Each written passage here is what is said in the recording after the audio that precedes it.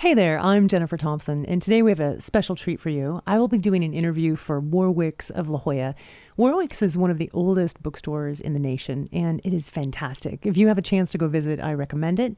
In fact, buy all of their books. Every book they have is good, including this one. All right, let's listen.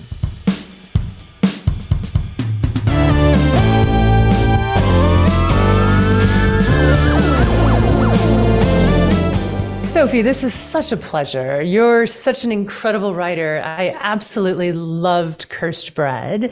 So let's tell our listeners a little bit about you, and then we'll dive right in.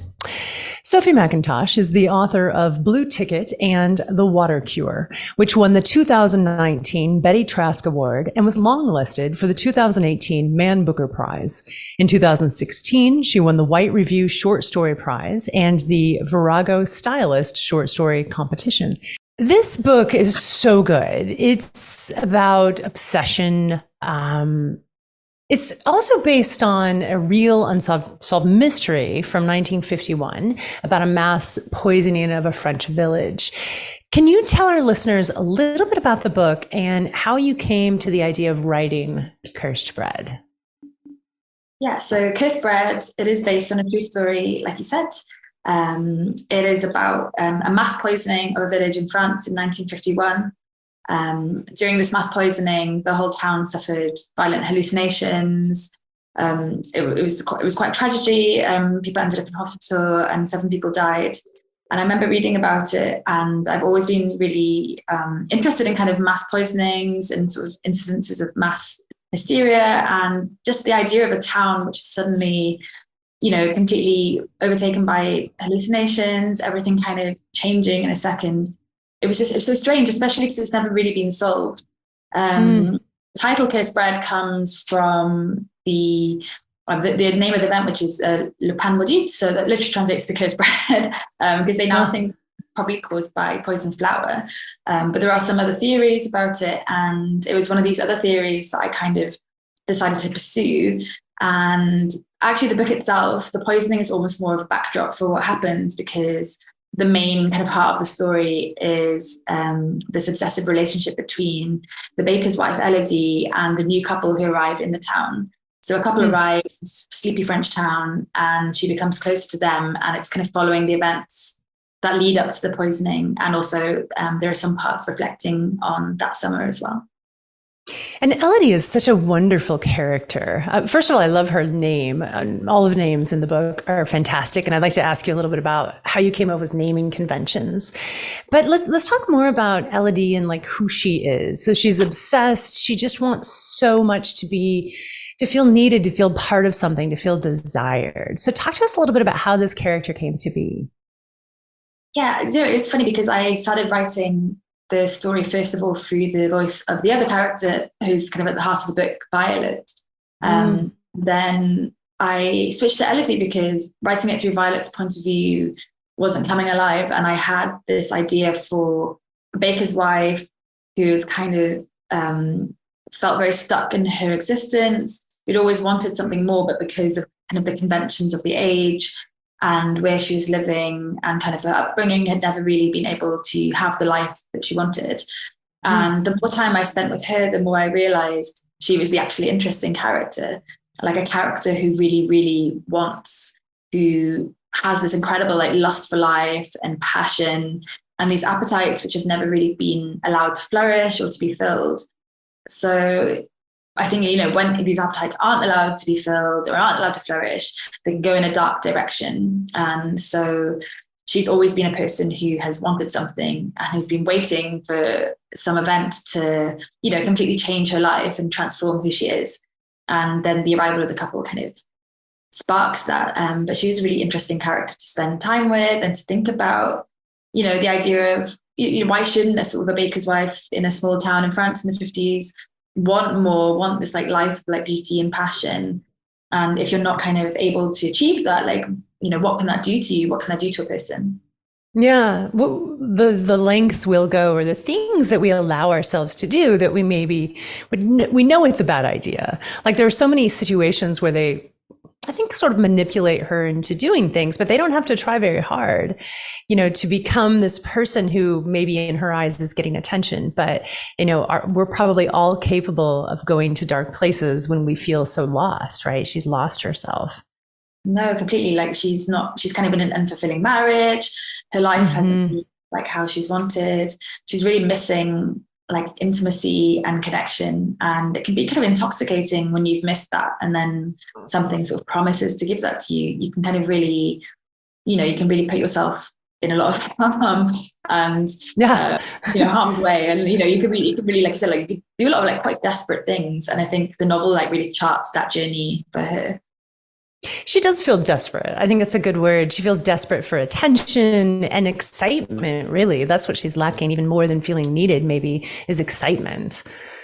Yeah.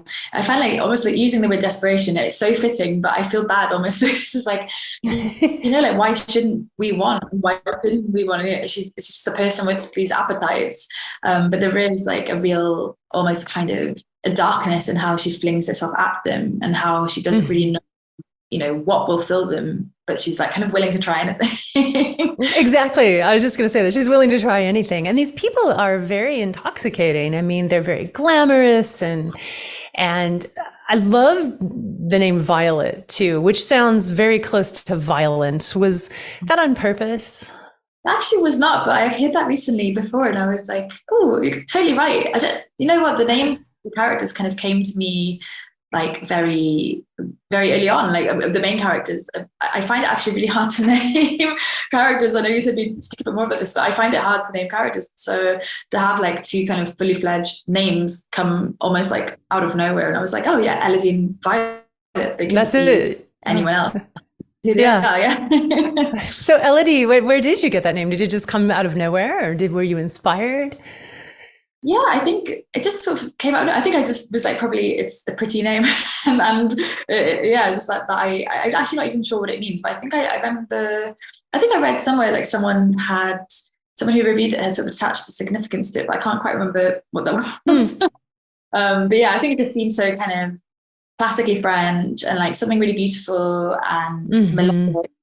Almost like a name at odds with kind of her life as she sees it, which, it's quite mundane. She's just, in the bakery a lot, feeling unfulfilled. One of the things I liked too that I noted is a lot of people are referred to, the characters don't really have names. There's Madame M, there's the grocer's wife, there's the ambassador. Like they're all sort of like brought onto the stage by their title or their husband's title. And what drove you to sort of have that very almost formal naming convention for all these characters? Because so much of the action is really focused on Elodie and Violet, I think I wanted to kind of get the sense of her single-mindedness. Like the others don't need to have names to her because they're just sort of people moving around her. They're shapes. There are parts where like the other people are named by characters who are not Elodie, but for her, they almost don't exist. They are just kind of there.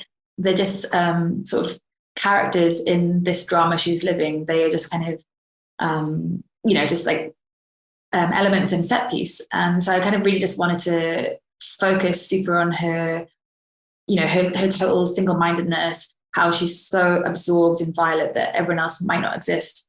And I think as well, I wanted to kind of give the sense of a place out of time, because even though it's based on a true story, but I've really gone quite loose with it. And that sense of not really wanting to situate it in time or place too much, that sense of kind of wanting to get a feel that it could be a town anywhere, that this could happen in many places, almost like a kind of fable aspect. Something that really unmoors it from a sense of being like, okay, we're in a French village in 1950. I wanted someone to read it and think, oh, like, where are we? That sense of kind of just disorientation. And you absolutely achieved that. And there were times when I had to remind myself what era we're in and where we are, because you did such a good job of bringing us to this like fantastical place. And like this mass hysteria that happens was kind of happening all along. Like the whole town is really obsessed with Violet and the ambassador, you know, because they're exotic and they're new and they're different. And so you did a great job of, in some cases, like Elodie is the sane one. She's the one who just, you know, wants to have a friendship with these people, and the rest of the town is like, can't wait to get a bite, if you will. They can't wait to like see their house, or, you know, in some cases, like touch their underwear, right? Like to be maybe a little more than I need to tell everyone. Everyone's quite like hungry, I think, in this book. Everyone is hungry for different. Hunger. And I think a lot of that is because, you know, it happened in 1951, and that's so close to the end of the Second World War. You know, there's a sense of, when I was writing it, I was like, well, you know, actually, they would have been hungry for a long time. You know, the world they've had this massive trauma, and then there's this other trauma coming that they don't know about. The sense of a town which is still in a state of kind of grief and sort of terror, and how that could leave them ripe for, you know, another catastrophe. Indeed, indeed. I want to read the last paragraph of the book jacket because it's so good. This description, and honestly, everyone should buy this book. It is such a good book. I couldn't put it down. I literally read it in one sitting till I could finally close the last page and go to sleep. Audacious and mesmerizing, Cursed Bread is a fevered confession, an entry into memory's hall of mirrors, and an erotic fable of transformation. Sophie Mackintosh spins a darkly gleaming tale of a town gripped by hysteria, envy like poison in the blood, and desire that burns and consumes. Wow. Like that really kind of wraps up how the experience of reading this book for me, like really has like all of those fantastical elements. Is this typical? I haven't read your first two books. Is this book typical to your writing style, or was this something new for you? I think it's fairly typical, because my first two books were more speculative, or kind of, more towards a kind of like sci-fi kind of thing. But so it did feel like a departure to be writing historical fiction, but it was quite interesting how actually when you start writing it, like as an author, you have a style. It's my third book, so it's kind of that sense of, you realize you return to the themes you love, and you return to the kind of way of writing you love. And I really believe in the book as like a visceral aesthetic experience too. A tactile experience, a sensual one. I want the readers to really feel it and to be able to like touch it and sense it, like everything. I want them to feel like really immersed. And with this one, it's quite claustrophobic as well. But when I was reading it back, and I was like, well, actually, that's kind of what I wanted to do. Claustrophobic and very lush and tactile. I would say that is kind of characteristic of my work so far. It is funny, like, being on the third book and being like, oh, I have a style. I have I think that happens for a lot of authors too, where they don't realize, oh, I have a style, I have a brand, here we are. Yours it's dark, but it's deeply human, like digging into the psyche of human nature, and desire. Is that something that you are interested in general when your storytelling is like going places that maybe some people are afraid to go?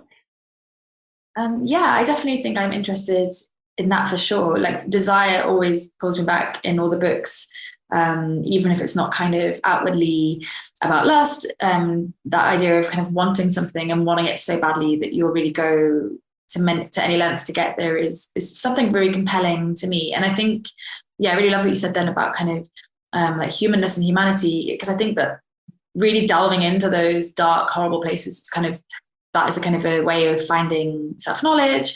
I'm interested in kind of what comes out of those spaces, even though I think, maybe I should write a sort of a more cheerful book. I'm quite cheerful person as well. I wouldn't say I'm actually like dark in my day-to-day, but I just have this fascination with these spaces in our life where, we kind of really are almost strangers to ourselves, but also really discover ourselves, these kind of moments of shame, these moments of desire, these moments of which have a kind of horrible truth to them, the sense of finding ourselves through these dark and painful but transcendent experiences. Absolutely. That makes me think of the opening to this book, which is so good. I was hooked instantly. So I find it fascinating that you were, one of my questions was going to be, what did you write first? Did you write this in the beginning? But since you changed the perspective and who's telling the story, it went from Violet to Elodie. Clearly you wrote it later. When she's talking to the reader, so Elodie is talking to the reader and she's like, I could tell this story to make it the way I want it to be, to what the story I want to tell, but instead I'm going to tell the truth.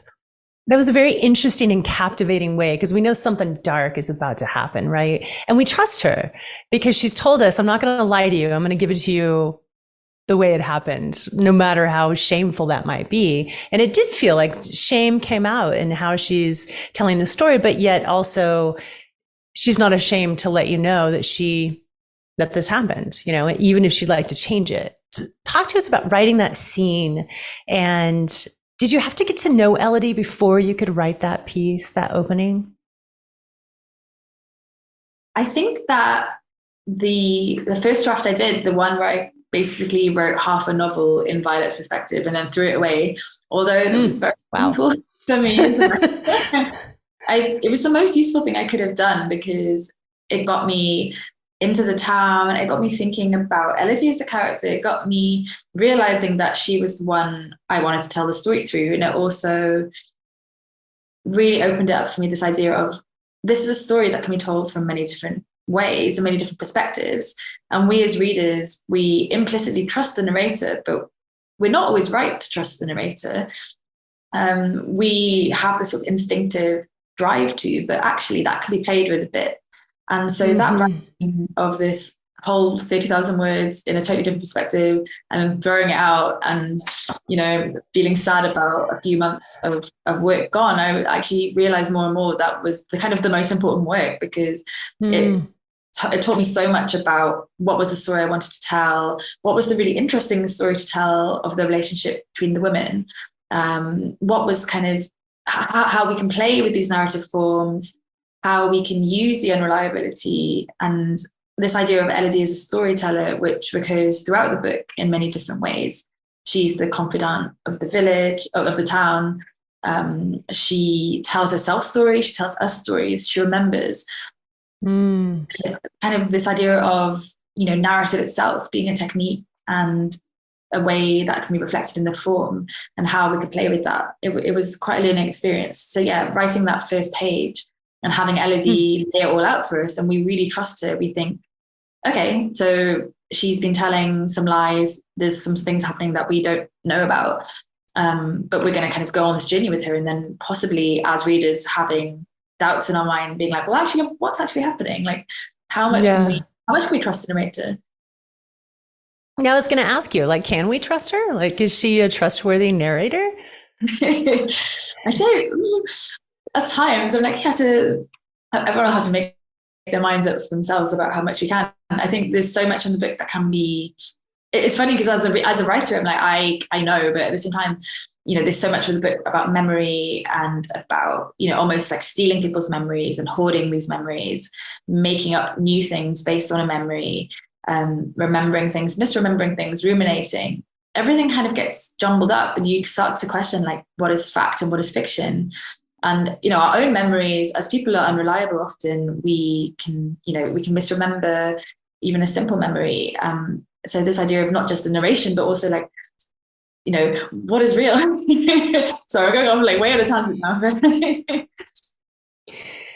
And that throughout the book, there's some wild cards. There's some things that happen that are just sort of out in left field, like the horses. And, Violet is very much bringing Elodie into her world and sort of showing her things that are very fantastical.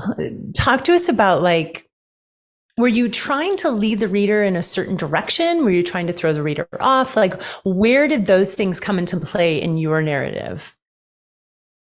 I wanted to give the impression of, a town that is on the verge of something big, and there are these strange events happening. They're not imagined events. The town there were strange things happening in the town, and they're not supernatural. They're kind of, I think, things that would normally just be written off as tragedies or as a strange occurrence. But in the context of what's actually happening, they become malevolent. These events like the horses, that could be just, it's quite a horrible thing to happen, but it's not, spooky necessarily. But in the context of the new arrivals, this sort of trauma bubbling under the surface, Elodie's sort of fracturing obsession, there's suddenly all these things which could be just normal parts of the town life start to take on this sort of significance. And I wanted them, to lead up to this sort of the main event, the tragedy, which we know is foreshadowing them the whole time. We know it because Elodie's told us. Yeah. Did those things actually happen when you were doing research on the town? Did the case of the horses and the bonfire, were those real events? No, totally fictional. I went very fictional on this because, the thing is, it is a true event. And so I thought I either have to go like to a really faithful retelling, or I springboard for something new because, there's a certain kind of ethics, I think, in using an event like this. So I wanted to use it as more of a springboard for an idea. And so these elements are kind of completely made up. Nice. I figured they were, but I thought, oh, I should ask. I'm not quite sure. They almost seem like, it's a foreshadowing of how Violet is going to react to each new odd thing that this couple brings to her. And I don't want to give anything away to our readers, so I'm being maybe a little bit cryptic, but that's on purpose. Read the book. It definitely felt like you were creating tension in a way of like, how is she going to respond next to this next thing that's happening? And also just creating a feeling in the town. But were you intentionally guiding the reader to question her decision-making skills? I think that's a really interesting way to look at it, for sure, because everything they throw at her, she kind of just takes it in stride, really. Right. I think of the relationship between the three of them as being almost a sort of series of tests. They're kind of toying with her the whole way, and becomes a bit more extreme. This idea of that idea of how much will you do for your hunger? How much will you do for what you want? And your loneliness, how far will you go? And they're very aware of that. They are two people who, don't necessarily have her best intentions at heart. Two people who are very much like, okay, well, if you want us, like, how far will you go?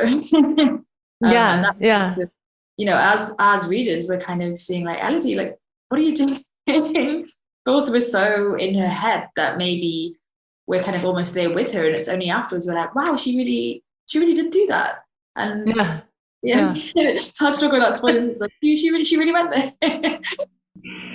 And I love her for it too, because I think a lot of times that's, we want to follow those dark places that mystery, I think, is important, right? It's important in life. And if you have none, life can become very boring. And that's what we have as a case of someone whose life became very boring. So you said that go ahead. Yes, please. I was going to say as well, that sense of relief as well, that they almost give her permission to go there too. Like there was a bit, I'm paraphrasing my own book, but she talks about shame as a kind of transformative force, and that idea of relief there as well. Oh, and you can totally, it's your book, so we want to hear all about it. How long did it take you to write this book?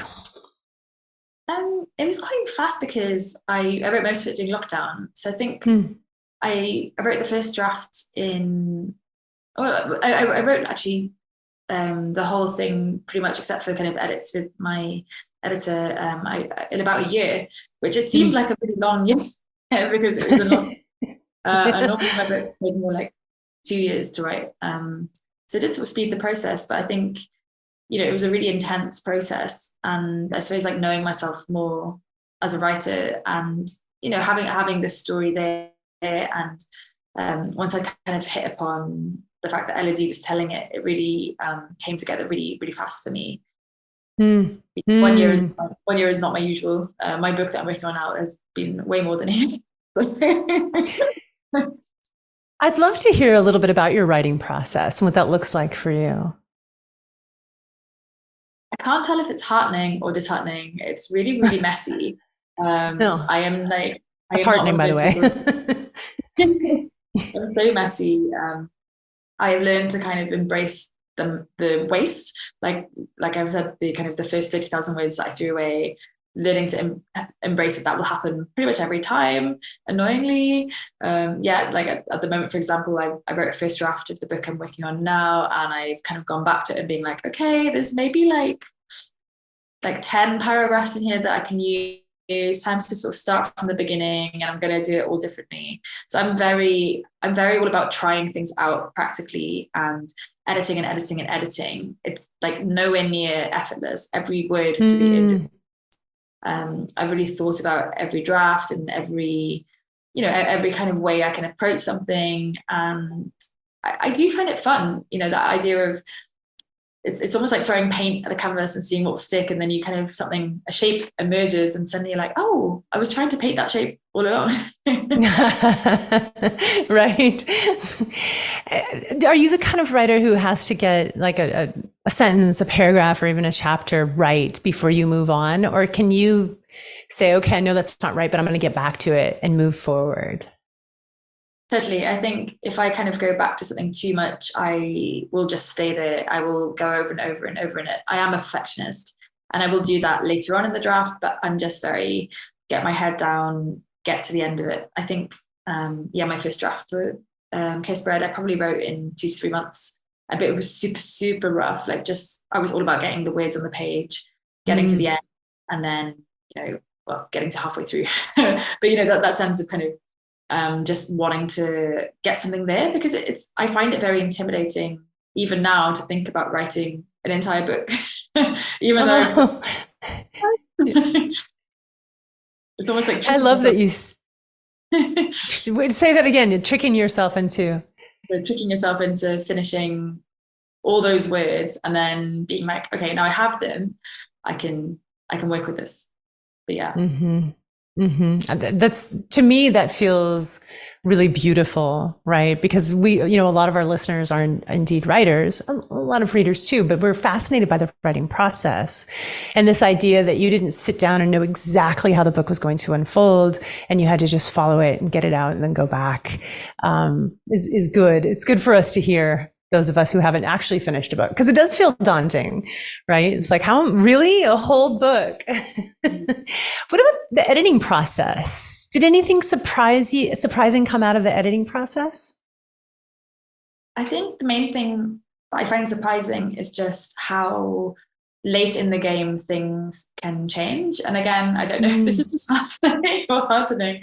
But yeah, I just remember before I sent it to my agent, kind of doing a last draft and thinking, great, we're almost there, it's almost done. And then suddenly sort of writing a scene, I can't even remember which one, but or writing even a paragraph and writing it and being like, oh, this is a step up.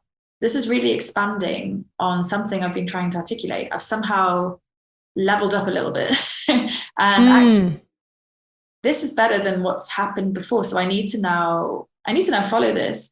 And it's kind of annoying, but I do find it happen. I think it's just that sense of you write yourself into a story, the more you do it. Like the more time you spend with the story, the more times you go over and over it.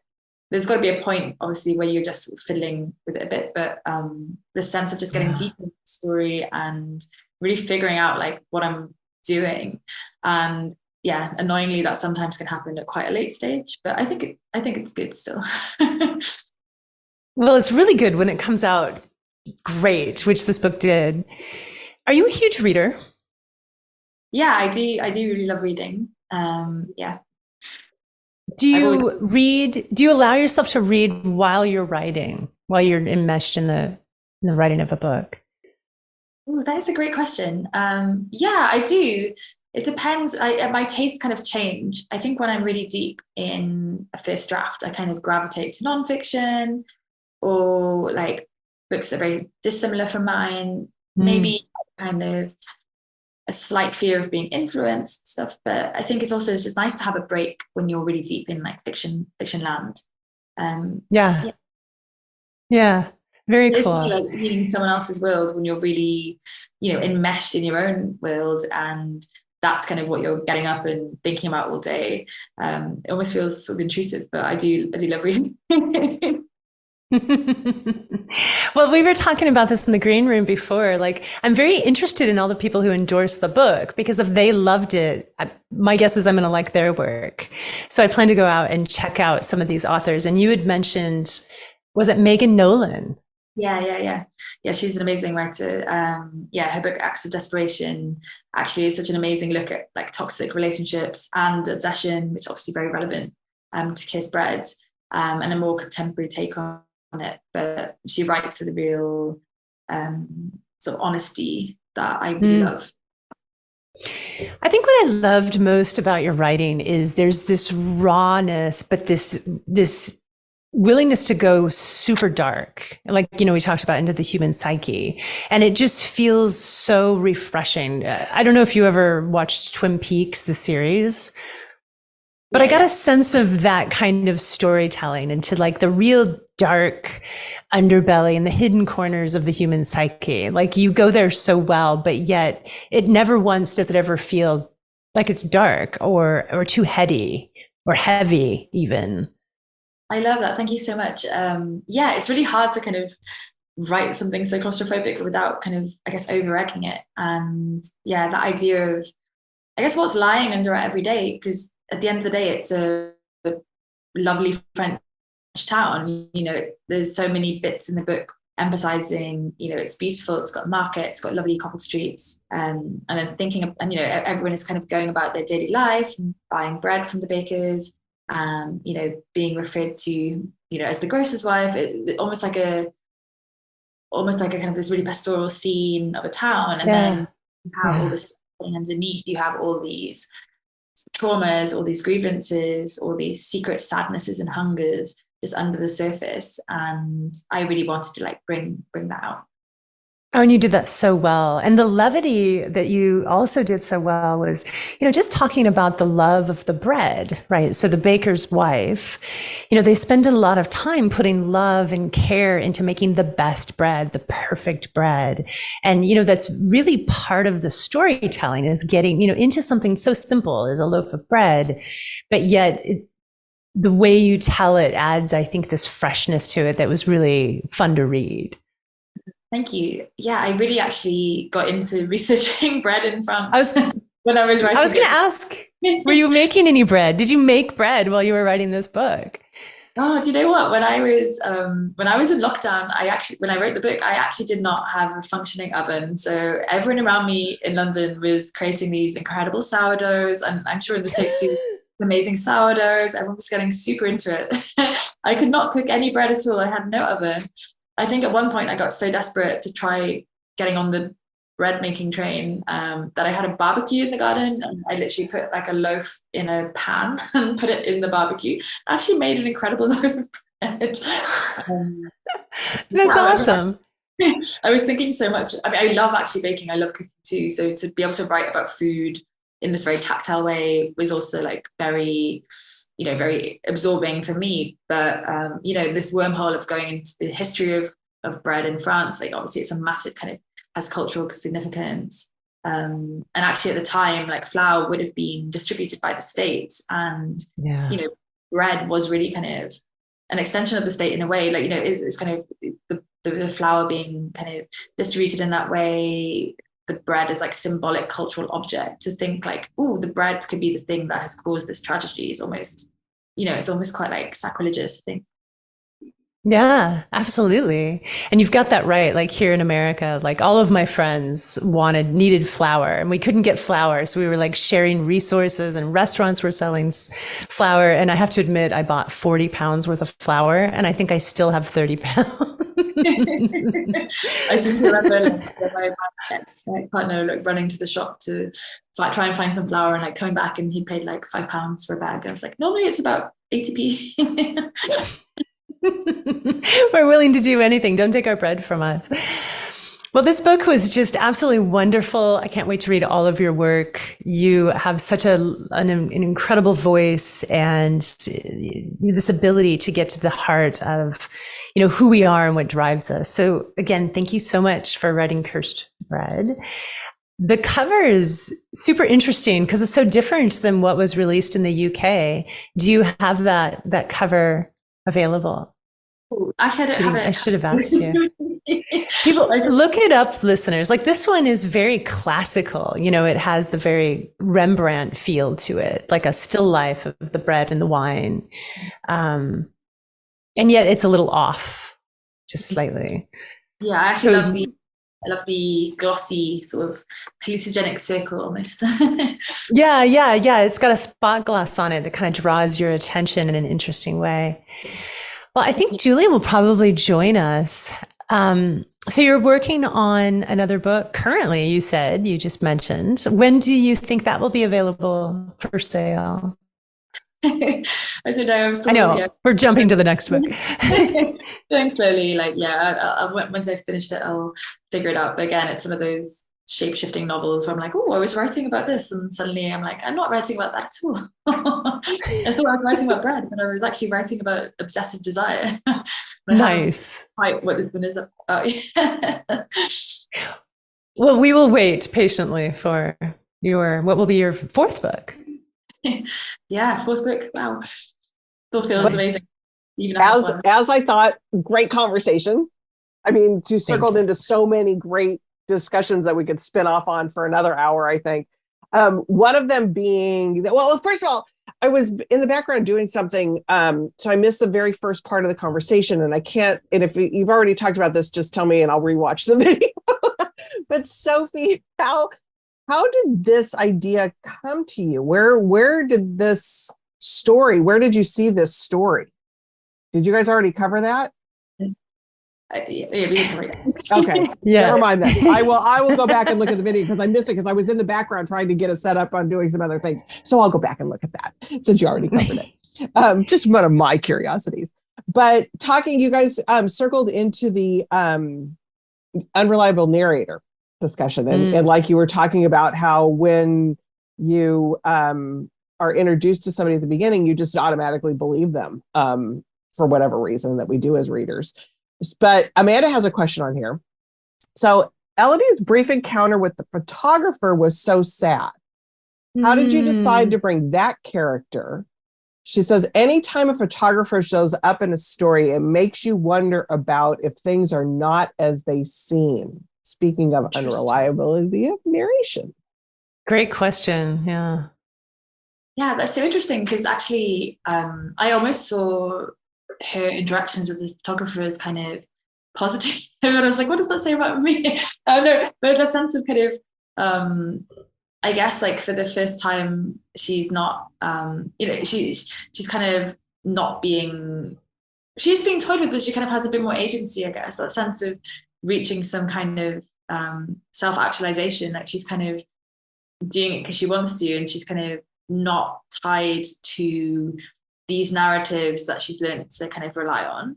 But it's still a really strange relationship. Like, yes, I kind of think like maybe I should have given her a very like, it would have been nice to give her a more explicitly healthy relationship, and happy. I'm sorry I'm interrupting you, Sophie, but I totally disagree with Amanda that it wasn't sad. Like I get where she's coming from. It's sad that like, okay, she didn't get the prince, right? We didn't get our Disney ending, but that's not what kind of book this is. And she did have agency in that scene because suddenly everything she has always wanted came to fruition in being desired and being beautiful and being in front of the camera. Like all of it I thought was really perfect. Definitely don't question that. The sense right at the book, because I was thinking a lot about kind of obviously voyeurism and the sense that I'm going off on a tangent. That's okay. But the sense that she's always like very far away from her desires. She's watching them. She's not actually participating. And for the first time, she kind of is participating. Like she's not just behind the lens. She's actually like, she's there in the moment, and it's just one moment, but it's okay. Like one moment could be this sort of element, this place of like healing for her. Definitely. So we have another question from Barbara, which just kind of circles around to the pandemic, and we're talking about everybody baking bread and cursing that not being able to bake bread. So Barbara wants to know, did you choose this title And was it your first choice? Yeah, so absolutely, this was the title that I couldn't imagine calling it anything else, but simply just because the case in France is called Le Pain Maudit, which literally translates to cursed bread. So when I read that, I was like, cursed bread. I mean, it has to be cursed bread. Slightly controversial. I think I remember having a chat to some on the UK publishing team, and they were like, "Oh, cursed bread is very unappetizing," and I was like, I cannot change it. Like, it is like, it's always been cursed bread for me. Like, just, yeah, I don't know. It's just, I can't imagine it being different. Yeah. And that's sometimes like the evolution of books and titles and book covers and everything. And sometimes I'm actually very bad at titles. Like, The Water Cure was not the first title. I went through several titles, which were kind of terrible. I think like one of the first ones for The Water Cure was Leviathan, which, I mean, very different feel. Very different feel. Very different feel. But it's such a perfect time. When you hit on something like Water Cure, when you hit on it, was it like, oh, that's it? Or did it take a little? No, when I hit on The Water Cure, it was like, it's there. It's the book. It's the book. Awesome. Well, so Jeniffer, you mentioned the Women's Prize. We will be keeping, I think we have a couple weeks to wait to see if we will be like fingers crossed and doing all of the things we need to do, because it definitely needs to be on that short list. I want to thank Doubleday for allowing us to do this conversation today. I love your publisher. I love everybody there. So thank you for that. Sophie, thank you so much for your time. Well, thank you so much for having me. It's been an absolute joy. And yeah, I'm really, really happy for your support. Really appreciate it. Oh, we have something. Let's see. Before I let you go, we have a couple more things coming in about there's a little delay with Facebook. So that's why they just got this. So that's why I'm going to bring this in, even though I was just wrapping up, but I'll wrap up in a second. So Amanda's saying, I guess you're right, Jeniffer. It wasn't necessarily sad. It reminds her of the story by They Might Be Giants that says, no one in the world ever gets what they want. And that is beautiful. And we get what we... Everybody dies frustrated and sad. And that is beautiful. Aw. They Might Be Giants is going to be here in San Diego this weekend. Oh. Yeah, just as an aside. As an aside. And then Barbara says, thank you. The title intrigued her immediately. So she says, thank you about that. So yeah, it's a really good title. So with that, I was wrapping up. Jeniffer, as always, thank you for another great conversation. And Sophie, all the best to you. And we will be thinking great thoughts in a couple of weeks. So bye, everybody. We're with you. Bye. Thank you. Bye.